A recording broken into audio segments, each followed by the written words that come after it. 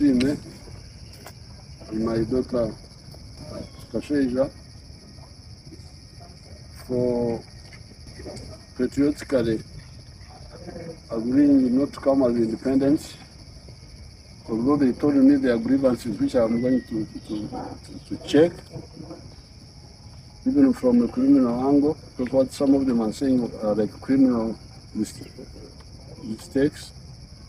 But for the elections, they have agreed not to come as independents in order not to divide our people, and I'm very happy with them.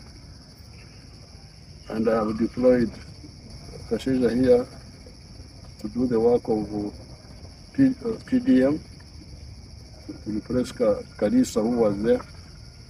And I will also see how to deploy SIN so that we unite our people in Nk'Omuhwezi.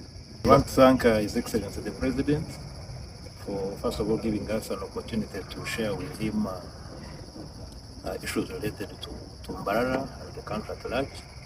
I also want to thank His Excellency the Ambassador Bonny for making time to help us come for this meeting. We have agreed in principle for the good of the party, for the good of our nation, to work together to support NRM and to use every available opportunity to educate our people to be out of poverty.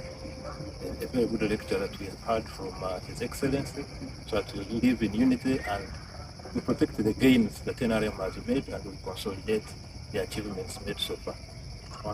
I'd like to promise the people of Mbarara and Uganda at large that I will work tirelessly for the good of the people. I will work tirelessly to promote NRM. We will be at the forefront to make sure that NRM sails through, and mainly in particular for me, the job that has been assigned to me, the PDM job, I will ensure that the 4-acre model, which the President has been championing, works and sails through to the grassroots to uplift our people from poverty and to increase the household income in each and every village of this country.